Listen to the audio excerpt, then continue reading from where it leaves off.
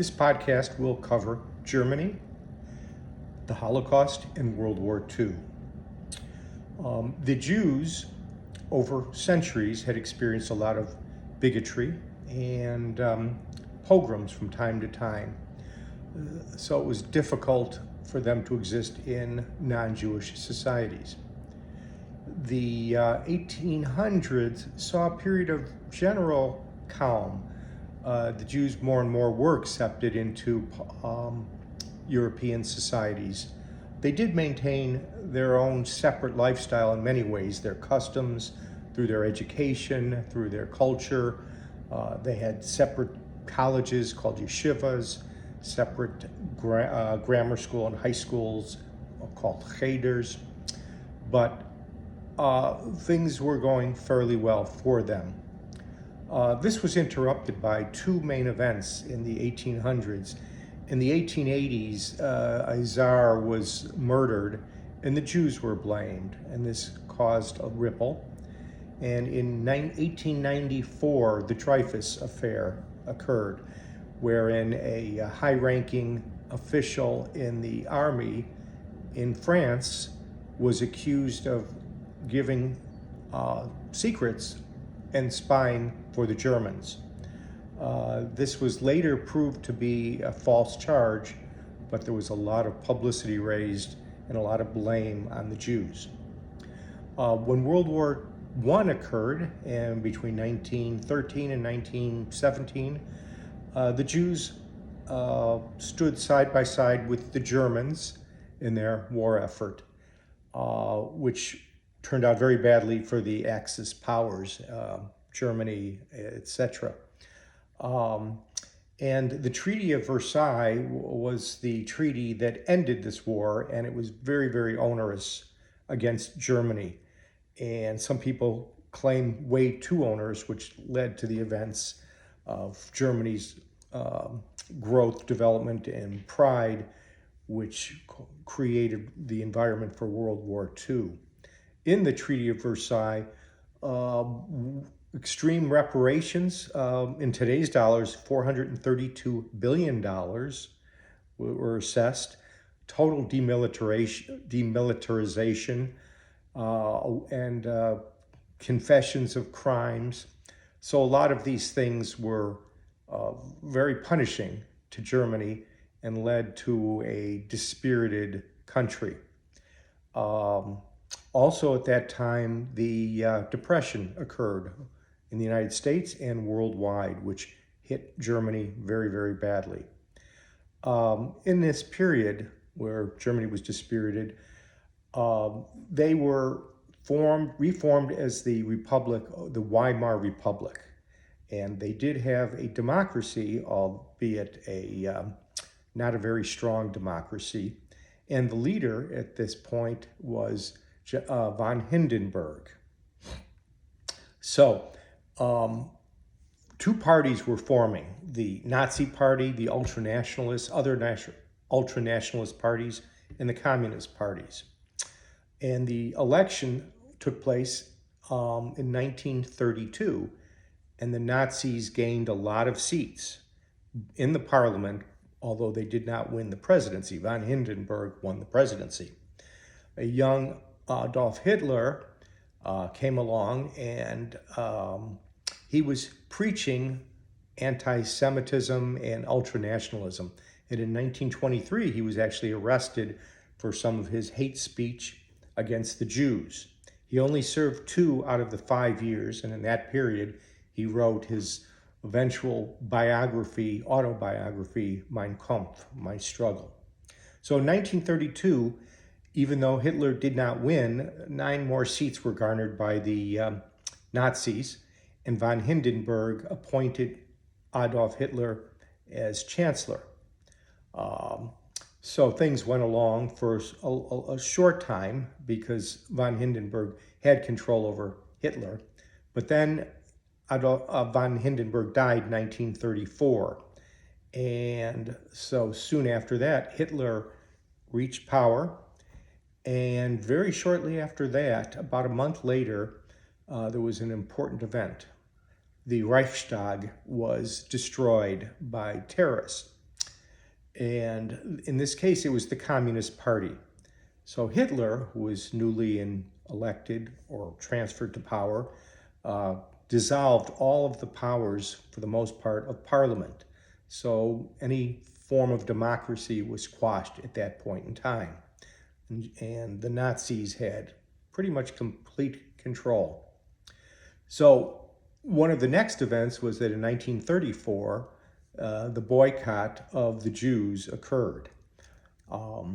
Jewish works of art, books, 20,000 books were destroyed in bonfires, and Jews' businesses were labeled and boycotted, and Jews, for the most part, were no longer allowed in reasonable careers or in schools.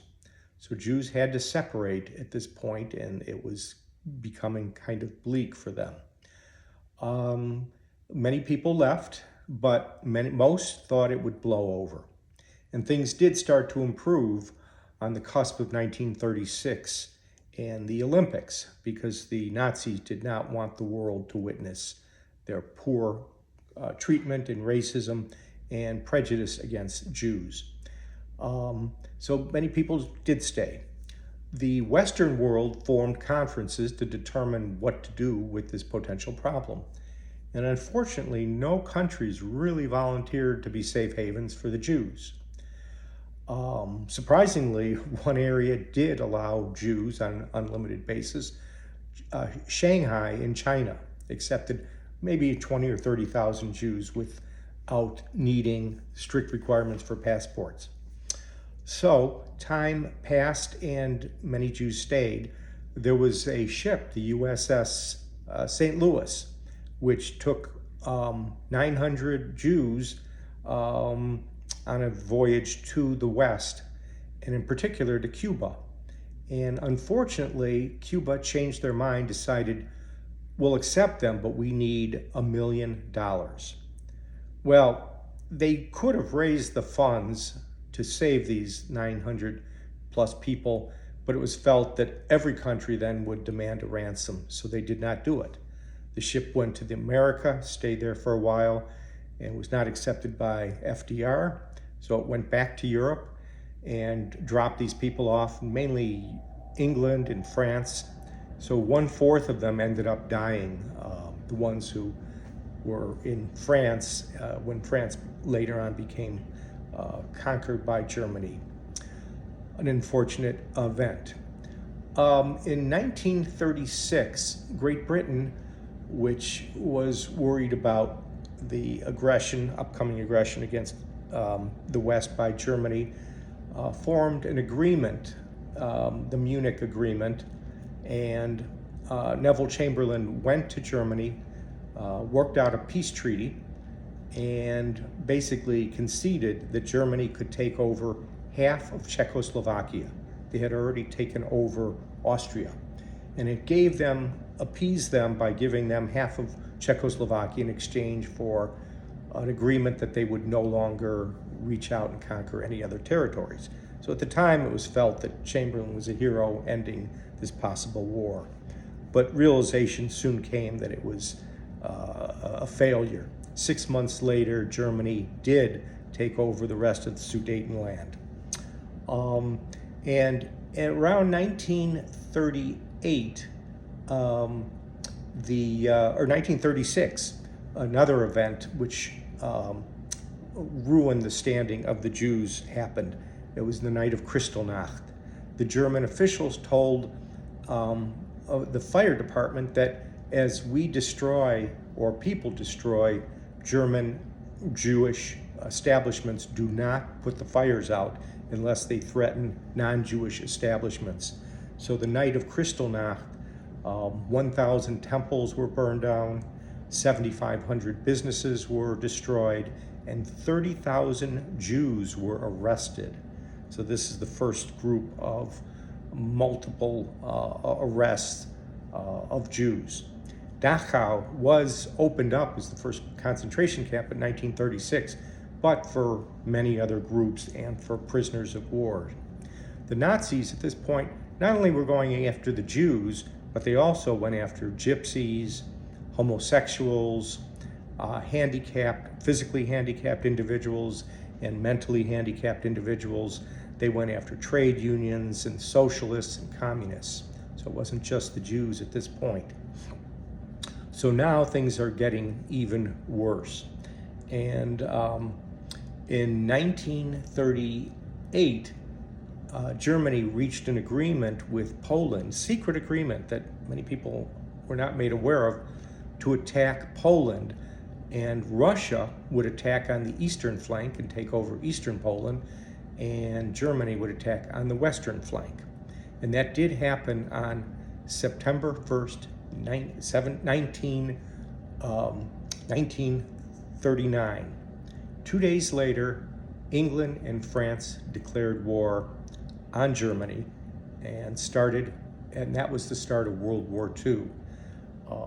A few weeks later, Germany attacked Poland or France and started their eventual takeover of all of Europe and North Africa, so that by 1941, Germany was in control of large territory and were starting to set up their attack on Russia.